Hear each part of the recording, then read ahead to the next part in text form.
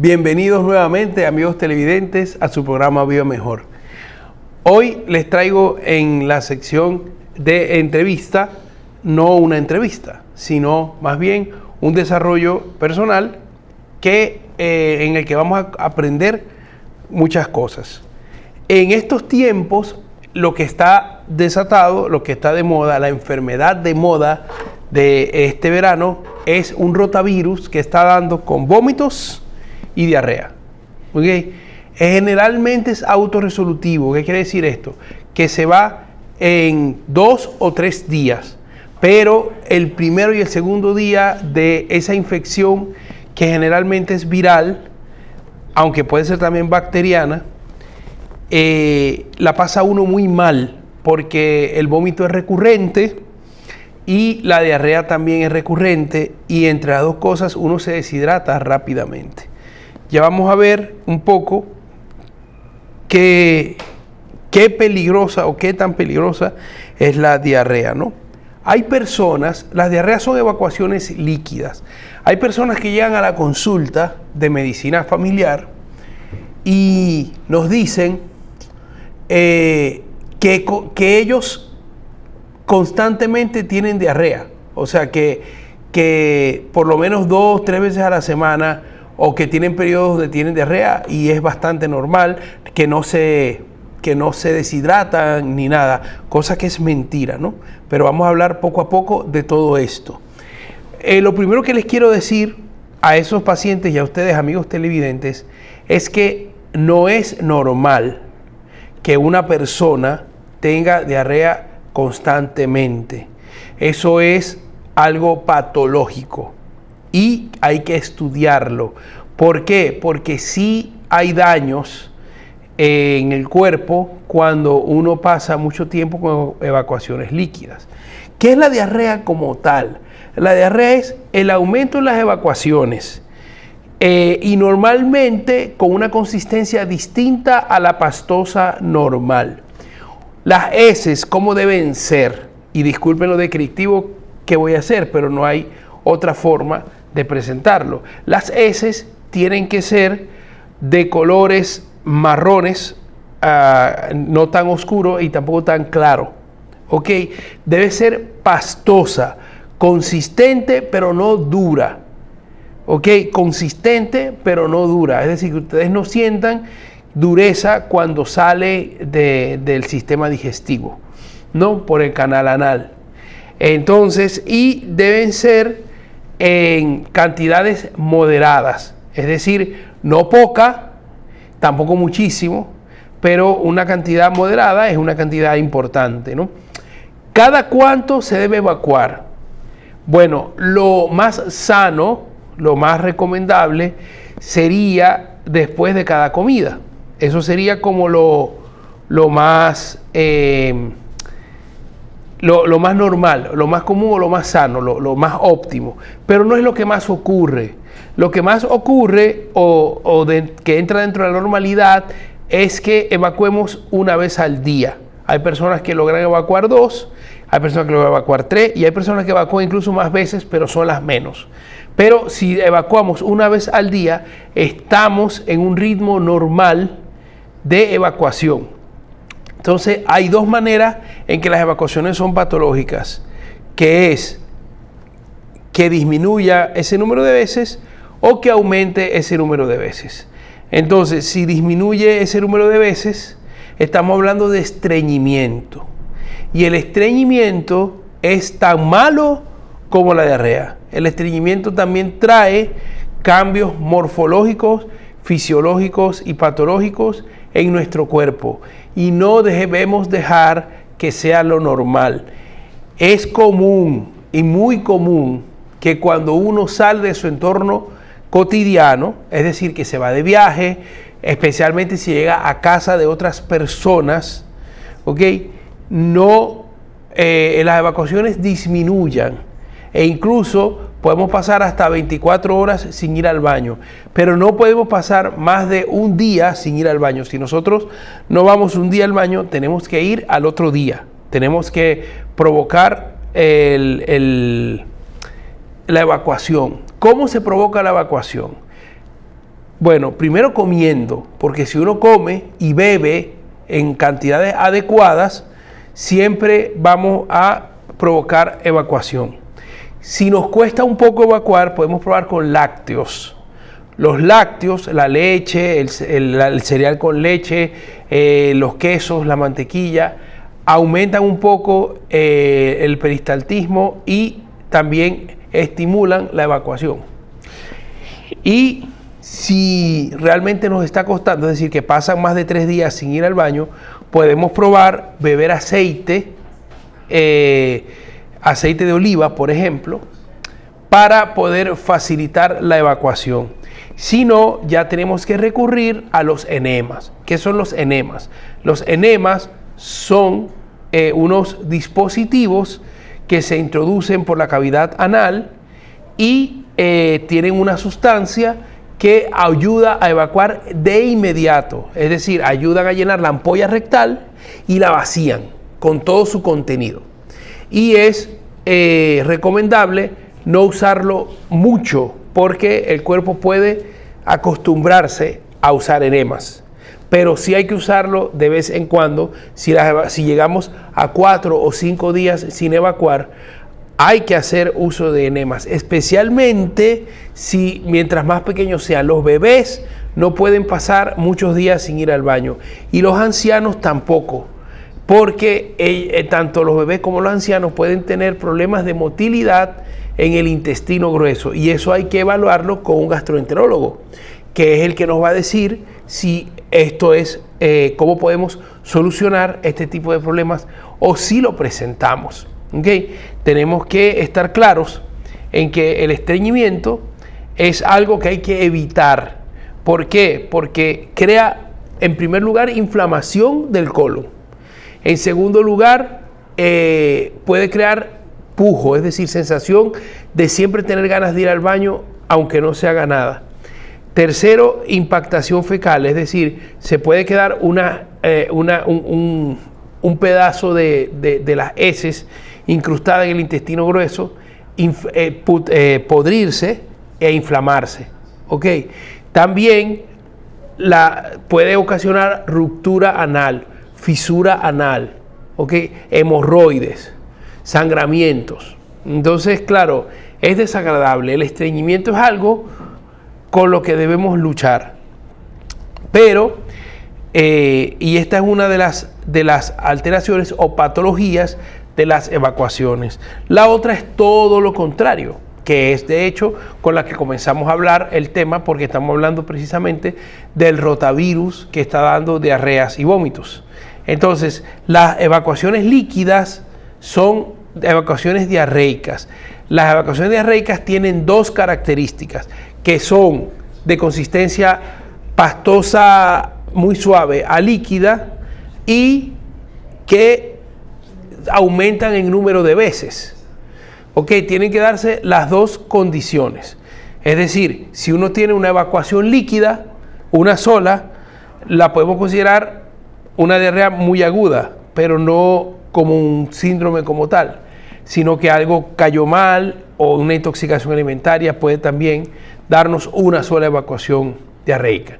Ahora, si aumentamos nuestras evacuaciones en un número mayor de 5, ya se habla de diarrea aguda, de 5 durante un día, y pueden llegar hasta 10 e incluso más. Hay enfermedades como el cólera, por ejemplo, que dan evacuaciones por decenas, ¿ok? Y una deshidratación muy rápida. Entonces, las causas de la diarrea son principalmente 3, aunque hay más, ¿ok? Pero son infecciosas, metabólicas o estructurales. Es decir, infecciosas es causada por un agente infeccioso, bien sea una bacteria, un virus, que es lo más frecuente, un parásito, que es todavía más frecuente, ¿ok? E incluso hongos.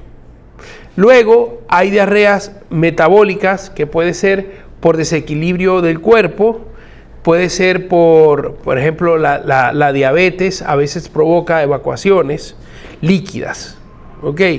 Que no son líquidas de agua, sino como pastosas, que se sabe que hay algo raro, pero que no es una infección. ¿Ok? Es una diarrea muy particular, pero sí la hay. ¿Ok? Y es constante, además. Si no se corrige el azúcar, pues constantemente puede diarrea. Eso contribuye a la deshidratación y contribuye a empeorar el cuadro metabólico. Y la otra es estructural, como por ejemplo colon inflamable, colon irritable, etcétera, etcétera. O sea, que tenemos como muchas causas de diarrea. Hay otras más extrañas como la diarrea química, la diarrea alérgica, ¿verdad? Hay gente que es alérgica a la leche, por ejemplo, y cuando come, una de las consecuencias es de la alergia, es de la diarrea. Pero no es que es intolerante, aunque a los intolerantes también les da diarrea. Pero la diarrea por alergia es distinta a la diarrea por intolerancia. Ambas entran dentro del síndrome de diarrea aguda. Entonces, miren todas las causas que nosotros tenemos que provocan diarrea. Entonces, no debemos tomarlas tan a la ligera. No pasa nada si nos hidratamos bien y la diarrea se resuelve sola en 24 horas, en máximo 3 días. No podemos pasar más de 3 días con diarrea sin ir al médico.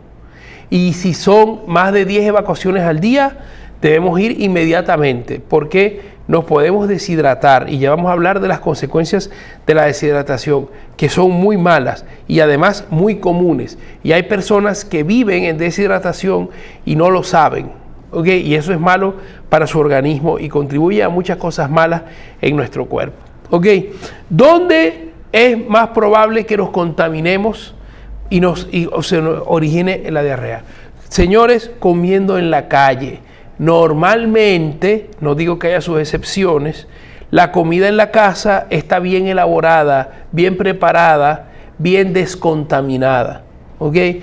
Al que va a hacer tomates, pone un bol con agua y vinagre, lo deja reposar un poco, lo mismo la lechuga, los vegetales que se van a cortar, que se van a comer crudos, ustedes los colocan en un tazón con agua y vinagre, preferiblemente agua purificada o agua de botellón, para evitar la contaminación de los vegetales. Y los vegetales cocidos, pues con solo cocerlos ya van a estar desinfectados.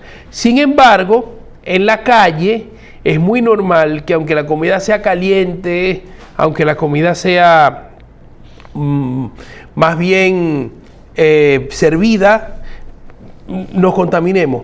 ¿Por qué? Porque el asunto no está tanto en la comida como en las manos de las personas que la manipulan.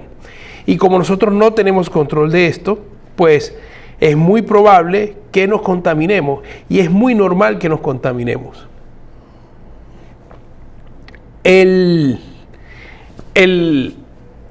Lo más común, la causa más común de contaminación alimentaria en nuestro país y por lo tanto de diarrea en nuestro país es la ameba, la entamoeba histolítica. ¿Ok? O sea, es demasiado común que la transmita la comida en la calle. Además, restaurantes de todos los estratos sociales. Pero evidentemente, mientras la comida sea manipulada con más descuido, va a ser mucho más probable. ¿Ok? Entonces, esas enfermedades, esas infecciones que nos provocan diarrea, pues la ameba es no solamente la más común, sino también la más peligrosa, porque ella se instala en el intestino y provoca episodios diarreicos de larga data. Es decir, nos da diarrea 2 días, se nos quita, a los 4 días nos vuelve, se nos quita y después y así va. La ameba, cada vez que hay una multiplicación de ellas, pues va causando una crisis diarreica. Y cada vez que hay una crisis diarreica, señores, perdemos muchísima agua, más de la que podemos controlar, y nuestro cuerpo necesita agua. O sea, la necesita y necesita mucha cantidad de agua. Ok, entonces hay otras enfermedades que son también infecciosas. Por ejemplo, cuando tomamos antibióticos, nuestras bacterias se barren, las bacterias buenas se barren, y contaminan tanto los parásitos como las bacterias malas. Y entonces dan cuadros diarreicos también. Y hay otras cosas, como por ejemplo el colon inflamable, ¿verdad?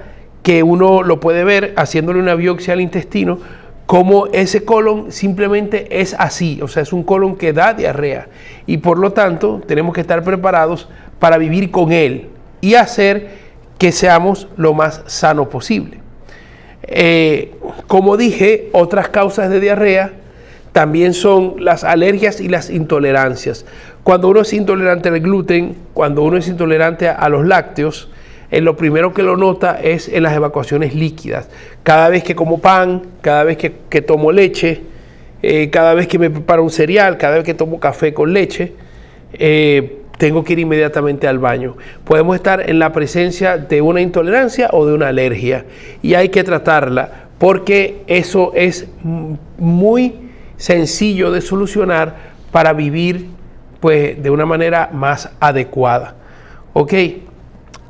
¿Cuándo la diarrea es grave? Bueno, la diarrea, como dije, tiene dos características: el número de evacuaciones y la consistencia de las heces. Estamos hablando de que una heces normal es menos de 3 evacuaciones al día. Unas evacuaciones normales son menos de 3 evacuaciones al día y la consistencia es pastosa, sui generis. ¿Ok? Uno sabe cuando hay heces sanas.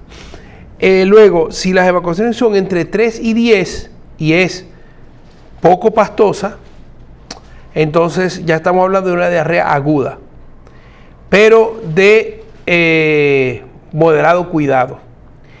Y ya estamos hablando de una diarrea grave, de una diarrea aguda grave, cuando ocurren más de 10 episodios en un día y la diarrea es muy líquida. Si esto ocurre, si uno va más de 10 veces al baño, uno tiene que ir al médico inmediatamente, porque más de 10 veces es una deshidratación segura que no podemos controlar por vía oral, y menos si además no se toleran los líquidos.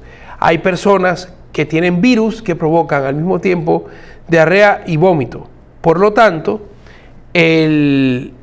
cuando uno consume líquido, vomita y pierde más líquido de que consumió. Y por eso es que hay que tener cuidado, sobre todo en los niños pequeños. Cuando una persona esté somnolienta, hay que llevarlo, está deshidratado de manera grave, cuando no pueda mantenerse despierto. ¿Ok? Significa que está en peligro de muerte. Y hay muchas personas que pasan por esta situación, su cuerpo sufre mucho, después se recuperan, pero quedan secuelas. ¿Ok? Entonces hay que tener mucho cuidado con esto. Entonces, la diarrea se puede clasificar en aguda si dura menos de 3 días, en intermitente si va y viene, pero es consistente en el tiempo. Es decir, esas personas que llegan a la consulta diciendo, yo siempre tengo diarrea, de vez en cuando me da. ¿Ok? Y la crónica, que es una diarrea que dura meses y hasta años, que es normal de las diarreas metabólicas y las diarreas por colon irritable o por enfermedades autoinmunes, etcétera, etcétera. Entonces, ¿cuál es el gran peligro de la deshidratación?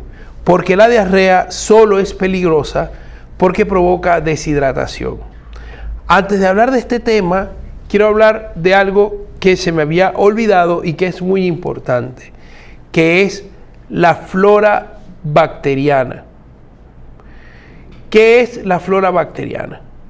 La flora bacteriana es un conjunto de bacterias buenas, necesarias para nuestro cuerpo, que tenemos en el sistema digestivo, tanto en el intestino delgado como en el intestino grueso principalmente, aunque también en la boca. ¿Ok? En todo el tubo digestivo está colonizado por bacterias que son beneficiosas para nuestro organismo. ¿Qué hacen esas bacterias? Bueno, primero compiten y evitan que se instalen parásitos, hongos y bacterias que no nos vienen bien, que nos provocan enfermedades. Segundo, nos ayudan a digerir la comida. Son parte del sistema digestivo. ¿Ok? Por eso es que está tan de moda el estudio de la microbiota. Porque esas bacterias se ha demostrado que tienen una conexión tan íntima con nosotros que son las principales causantes de su desequilibrio es el principal causante de algunas enfermedades autoinmunes y de algunas enfermedades del sistema nervioso. O sea, fíjense lo importante que es la microbiota bacteriana. ¿Ok? Y esta microbiota la podemos dañar. ¿Con qué? Con antibióticos. El uso desproporcionado, el uso inadecuado y el abuso de antibióticos puede dar como resultado que se barra la flora bacteriana y entonces nuestro cuerpo sea colonizado por otro tipo de bacterias o por parásitos o por hongos que no convienen a nuestro organismo y que lo van a mantener enfermo. Recuerden, o mejor dicho, quiero que sepan que uno se imagina que todo eso ocurre en el intestino y que a nuestro cuerpo hacia adentro, hacia donde va la sangre, no le pasa nada. Pero no es verdad.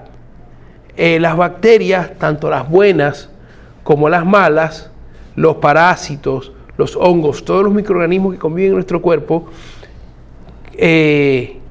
emiten sustancias que son absorbidas por nuestro cuerpo, bien sea para bien o para mal, pero son absorbidas por nuestro cuerpo, metabolizadas, etcétera, etcétera. Entonces, cuando hay una bacteria mala, por ejemplo, que manda esas toxinas a nuestro cuerpo, nos va a dar una fiebre muy alta, nos va a dar mucha debilidad, nos va a dar malestar, etcétera, etcétera. ¿Por qué?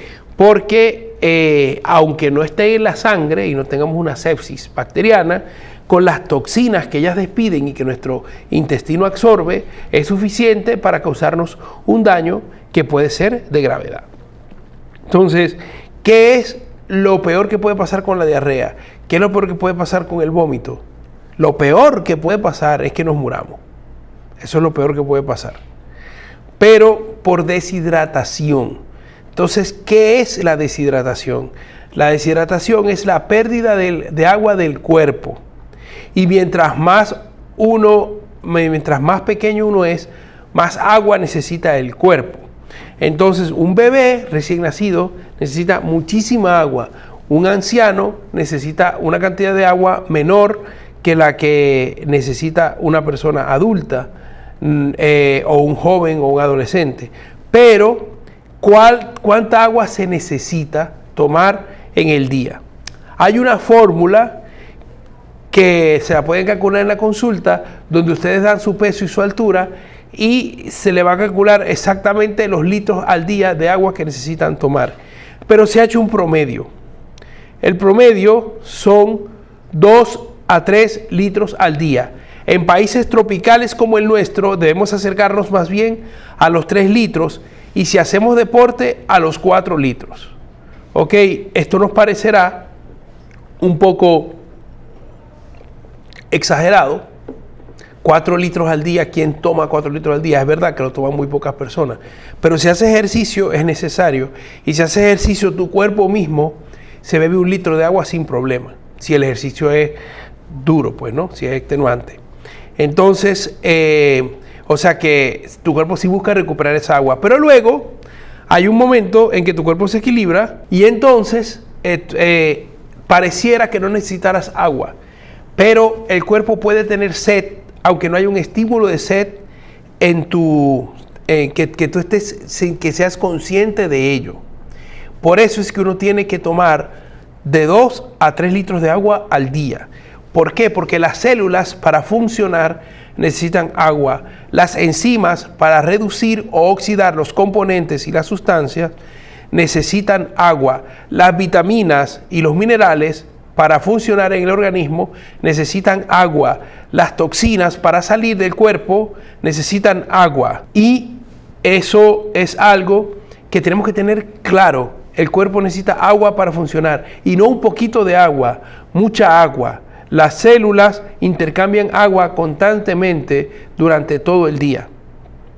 Y por eso tenemos el deber de cuidar nuestro cuerpo. Cuando uno tiene diarrea, la pérdida de agua es aún mayor. ¿Y qué provoca la deshidratación? Provoca simplemente que nuestras enzimas se inactiven, que las toxinas se comiencen a acumular en el cuerpo.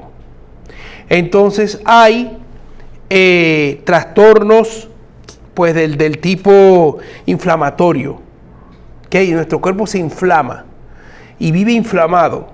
Y cuando uno no toma agua, el cuerpo vive inflamado, vivimos hinchados. Hay una retención de líquido natural de nuestro organismo. Parece paradójico, pero si nosotros tomamos el agua adecuadamente, o sea, en mayor cantidad, nuestro cuerpo retendrá menos líquido que el que retiene cuando tomamos relativamente poca agua. Ok, el agua evita los problemas de insomnio. El agua evita los problemas de la regulación del apetito. El que toma agua constantemente no tiene hambre y el que toma el agua constantemente metaboliza muy bien su organismo. ¿Ok? Entonces, tenemos que ser conscientes de que no podemos ir por la vida tomando poco líquido. No tiene que ser electrolitos, que mucha gente, por ejemplo, cuando tenemos diarrea, sí tenemos que tomar electrolitos, pero tampoco tenemos que tomar una gran cantidad. Cuando uno toma mucha agua, el cuerpo responde muy bien. Nunca va a haber un exceso de agua. Nuestro cuerpo es capaz de eliminarla por completo. Si tenemos un mecanismo de eliminación renal adecuado, que todos lo tenemos en principio, porque eso se nota cuando no lo tenemos. ¿Ok? Entonces no tengan miedo de beber mucha agua, no van a retener líquido. Más bien lo contrario, las toxinas al liberarse van a hacer que también salga el líquido, que las sales se regulen. O sea, los beneficios para que da el tomar mucha agua son tantos y, bueno, también estéticos, porque la persona que toma mucha agua envejece muy poco o nada. O sea, se mantiene por muchos años su piel hidratada, su piel humectada y por lo tanto se retrasa mucho las arrugas. ¿Ok? Y por lo tanto tenemos una piel más suave, más tersa, más sana y con mejores mecanismos para defender de la entrada de sustancias nocivas desde la piel. También el sistema inmune necesita una buena cantidad de plasma en el organismo para poder llegar a todas partes donde debe llegar.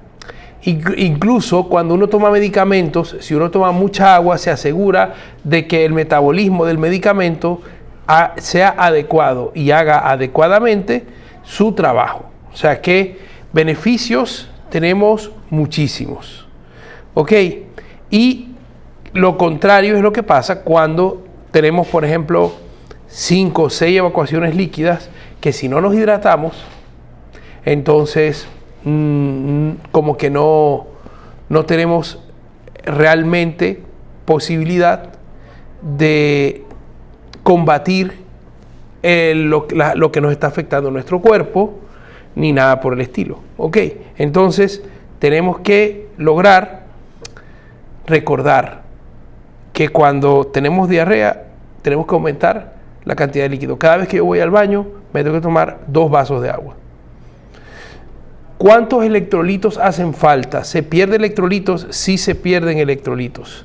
Se pierden muchos electrolitos. ¿Ok? Pero se recuperan fácilmente con la alimentación. Por lo tanto, no es bueno beber una gran cantidad de electrolitos al día. Cuando uno tiene una diarrea moderada, es decir, de 5 a 10 evacuaciones, con tomarse un solo litro de electrolito y lo demás tomarlo de agua normal es suficiente. Con eso ya hemos recuperado la cantidad que hemos perdido y con alimentarse adecuadamente. ¿Se puede comer todo en la diarrea? No se puede comer todo en la diarrea. Hay comidas irritantes que nos provocan mucha irritación en el momento que tenemos la diarrea. pero que después, cuando estamos normales, no nos irritan. Pero todo lo que son condimentos fuertes, todo lo que es lácteos, todo lo que es picantes, son altamente irritantes cuando tenemos evacuaciones líquidas y debemos evitarlo. ¿Y qué podemos comer? Pues lo que la sabiduría popular ha visto por ensayo y error y que recomendamos ampliamente. Por ejemplo, plátano verde, sancochado, arroz blanco, pollo a la plancha, cosas que tengan sustentación para el intestino, sopas. ¿Por qué? Porque es importante hidratarse y la sopa es muy buen mecanismo de hidratación. Entonces, todos estos elementos nos van a ayudar a mantener un equilibrio de nuestro sistema gastrointestinal y efectivamente tenemos que tratar de mantener la flora bacteriana. Entonces, cuando ya pasa la diarrea, debemos comer. Entonces el primer lácteo que debemos adicionar a nuestra dieta es el yogur. Y si es un yogur con probióticos, que los probióticos son precisamente cultivos de esas bacterias buenas, entonces mucho mejor, porque nuestra flora bacteriana se recompondrá o se restituirá más rápidamente. Espero que este tema haya sido de su interés, hayan aprendido mucho y lleven a la práctica estos consejos que le hemos dado en su programa Viva Mejor. Y no se vayan, porque después de estos comerciales venimos con otras 2 secciones interesantísimas para todos ustedes.